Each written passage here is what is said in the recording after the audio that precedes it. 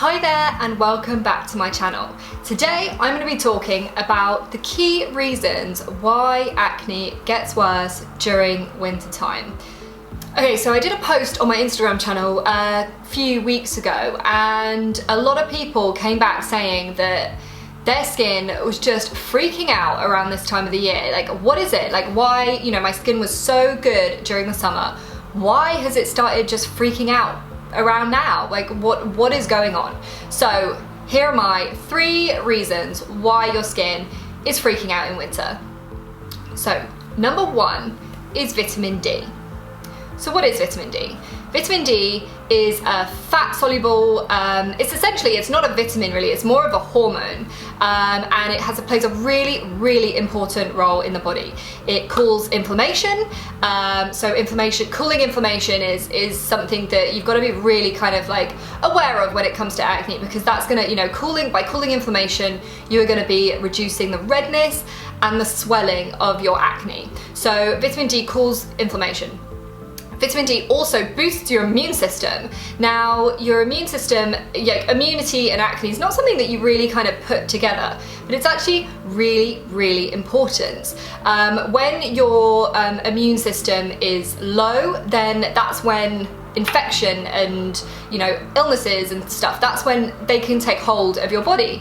But you've got to think that acne is an infection. It's an infection in the skin.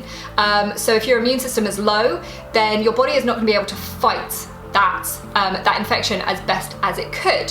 So vitamin D also helps to boost your immune system. And also, vitamin D plays a major role in your mood and your stress levels. It can really help to reduce your stress, and that again is another really important part of the acne healing process. So that is what vitamin D does. Now, where does the vitamin D go? Like, what happens to vitamin D at this time of the year? Like, what's that about? So vitamin D deficiency is actually extremely common. It's thought that in the Western population, 3 out of 4 people are chronically deficient in this essential nutrient. Okay, so who gets vitamin D deficient? It's 3 out of 4 of us, but what makes us more likely to be deficient than others?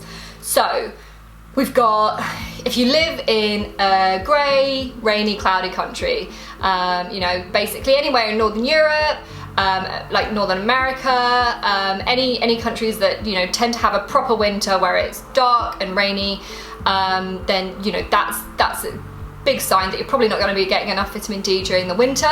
Also, if you work indoors, this is how it becomes a problem, like not just in the winter but all year round.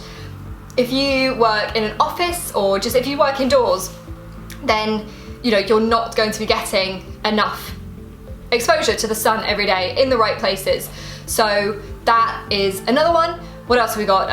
If you always wear sun cream, if you're always wearing sun cream when you go outside, if you're quite kind of like strict about applying sun cream 15 minutes before you leave and then reapplying like every couple of hours, then again you are not going to be absorbing vitamin D and you are going to be at real risk of being vitamin D deficient. And the final one is if you have a darker skin tone. Those with darker skin tones don't absorb vitamin D as well as those with fair skin tones, and that can make you more susceptible to vitamin D deficiency as well.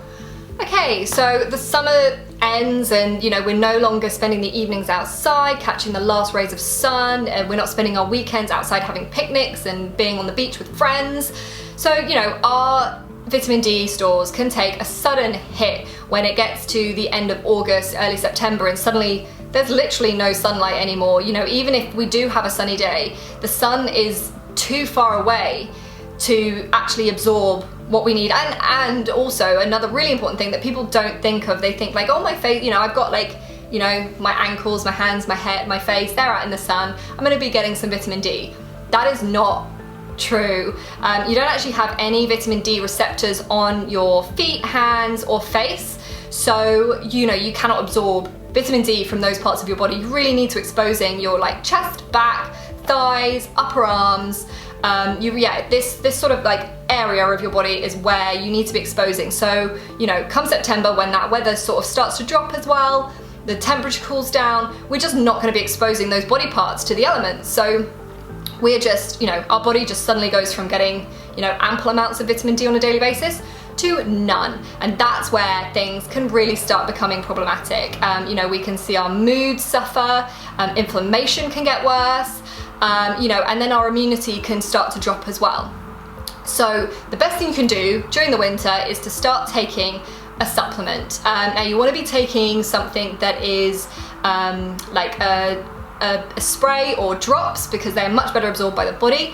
You don't want to be avoiding capsules and tablets and things like that. So a spray or a drop or a few drops. And you want to be looking at taking around 5,000 international units or IU a day. In the winter, if you're someone who struggles with sort of these kind of like hormonal issues all year round, then you might want to consider looking at supplementing during the summer as well. If you're someone who really struggles in winter, then I really recommend starting to increase your dose to like 5,000 international units a day from around August, just so you can get your body kind of used to supplementation before your actual vitamin D absorption from the sun ends.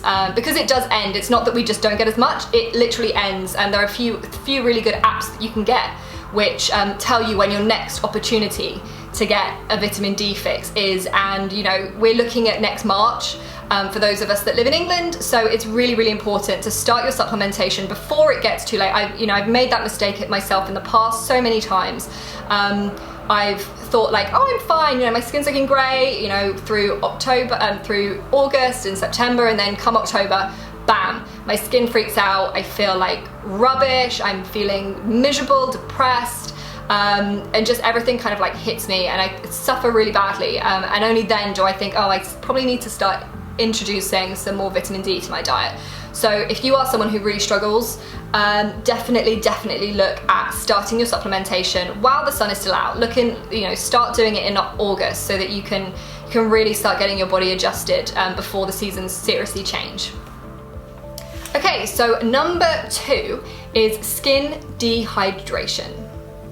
So when the seasons change, our skin can just freak out. A lot of people think that summer is the time that people with acne can really struggle, but actually I see more and more often that it's this time of year. It's October, November, December. This is when people with acne really tend to struggle. When your skin becomes dehydrated, it is more prone to hyperkeratinization.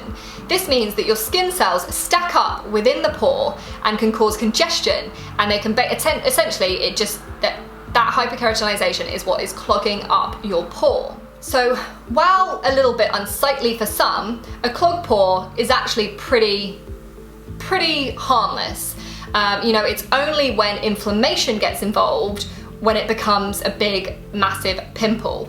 And things that can kind of trigger that inflammatory response and send that clogged pore into a big red spot can be anything from poor diet choices, stress, or like skin irritants, like if you're using the wrong skincare products, plus loads of more things, like lots of different things can cause this internal inflammation to cause that clogged pore to become a big red spot. So I'm often getting told by my clients that because their skin is oily, they can't possibly have dehydrated skin. Well, that's not true. You can have oily skin and dehydrated skin. So the oily skin type, calling your skin oily really only says one thing. It's only saying that your skin is producing more oil. It's not actually talking about the moisture content of your skin. It's not telling you anything about how much water there is in your skin. So, when you're only looking at one element of the skin, then you're not really getting a full picture of what's actually going on in there. So yes, it is definitely possible to have oily skin and dehydrated skin, and in fact, it's much more common than you think. Okay, so how do you prevent dehydration, or how do you resolve dehydrated skin? if your skin is really dehydrated, or even if you think it's dehydrated, I mean, none of these tips are gonna make it worse. They're only gonna improve your skin. So, you know, even if you're not sure whether your skin is dehydrated or not, you know, these tips are gonna help with your acne anyway. So if your skin is dehydrated, you need to stop using hot water. Using hot water in your skin can really quickly dehydrate your skin. That includes hot showers and doing steams and all that kind of thing. Not overusing or misusing acids like BHA and AHAs. They're fine to use and they can be really beneficial for the skin, but you've got to make sure that you are rehydrating your skin after you use them. Using alcohol in your products, so any products that contain alcohol, they can be problematic. They can really kind of like damage your skin barrier and leave it prone to dehydration and irritation. You need to stop eating sugar. Sugar is a massive no-no. If you've got any kind of skin problems, just stop it. Stop eating it and your skin will thank you for it. You also want to reduce your caffeine and alcohol intake. All these factors can deplete your skin's water content. So these are the things that you should stop doing to improve skin hydration. Okay, so on the flip side, these are the things that you can do to help increase your skin hydration. The main thing is to look for mists and serums that contain skin calming and moisture boosting ingredients such as aloe vera, floral waters, hyaluronic acid, marshmallow extract, peptides and ceramides. There are a few more, but they're kind of like the key ingredients that you should be looking out for in your facial mist or serum. By layering up these products on your skin, you know, I like to spray the mist on, pat it into my skin, let it dry, spray another layer on, pat it in. This can, you know, packing this kind of like moisture into the skin and then using your favorite moisturizer to lock all that moisture in is a great and quick way to start increasing skin hydration. The other thing that is important is to keep it gentle, like stop trying to attack your skin, maybe take a step back and, you know, avoid things like fragrance, alcohol that I've already spoken about, and just trying to keep things as kind of gentle as possible. That combined with adding in as much kind of like hydrating products will be your best chance of rehydrating your skin and calming redness and inflammation. Okay, so the third and final one is stress. Now, after speaking with quite a few of you on my Instagram channel, I feel like this is so much bigger than many of us appreciate.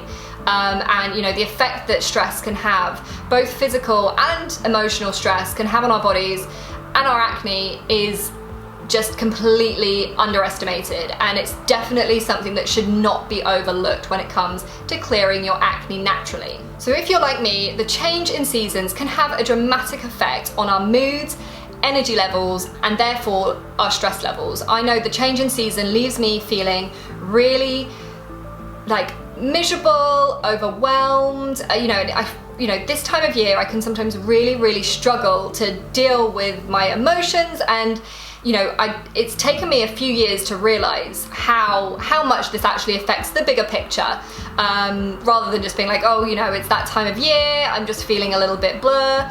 But you know, actually, you know, this is just one part of the bigger picture, and it's having a really significant impact on my skin. So I wanted to include it and talk to you a little bit more about how seasonal affective disorder and kind of the increased levels of stress around this time of year can be having an impact on your skin. So the way the change of seasons can affect our stress and mood levels varies from person to person, but in essence, it kind of comes down to three key factors.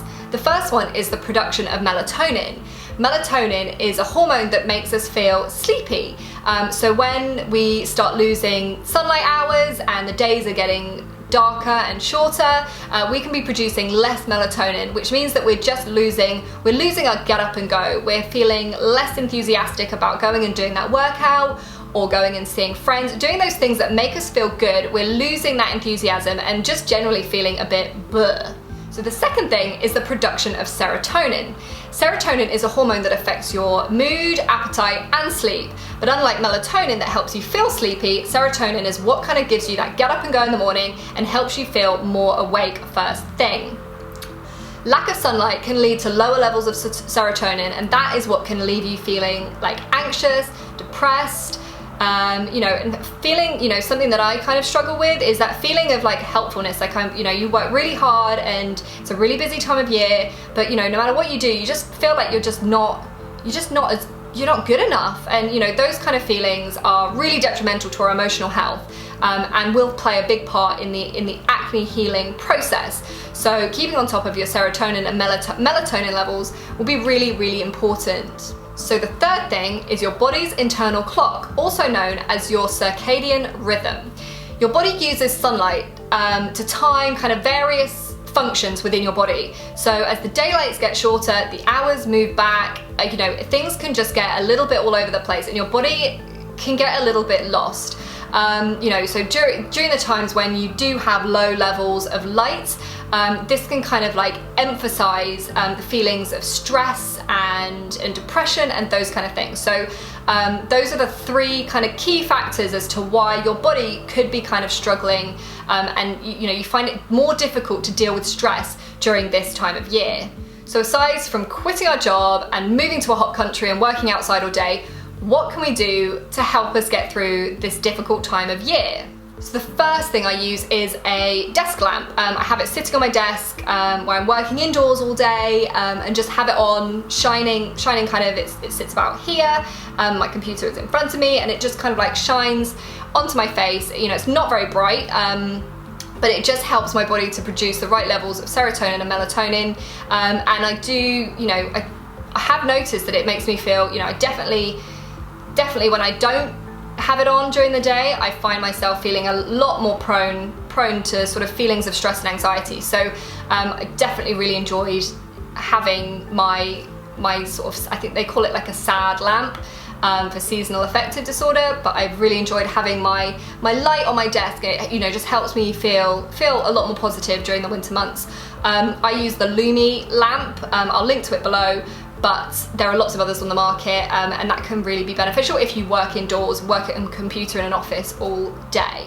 Now the second thing I have, which is, I just absolutely love it, I recommend everyone get one, they're so good, is a SAD alarm clock. Again, I have a Lumi one, which I bought back, I think I bought it in sort of September time, when I could already feel my body start to like dread the kind of upcoming winter months. So I got the Lumi alarm clock, and basically how it works is that it's, you know, you set it for a half an hour time period around where you want to wake up, and what it does is it simulates sunlight, and you know, kind of brightens the room and helps you to wake up naturally, by boosting those serotonin levels, which are going to help you wake up more naturally. And I have to say, it's brilliant. I have my alarm clock set for 7 o'clock in the morning.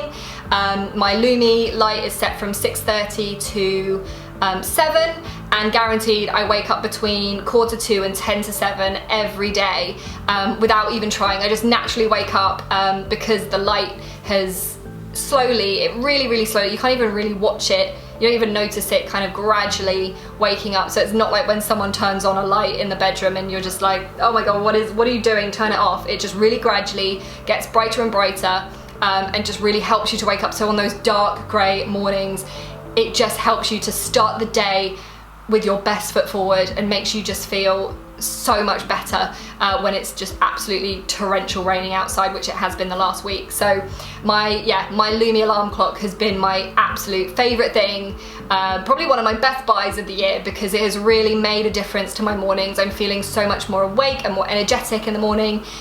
So yeah, definitely recommend that for anyone who struggles with low moods and anxiety and depression, and higher levels of stress during the winter. So there we have the 3 reasons why our skin gets so much worse during winter. We've got vitamin D deficiency, skin dehydration, and higher levels of stress due to lack of sunlight. So if you have any questions about anything we've spoken about today, just pop them below, and I look forward to catching up with you on my next video. Bye!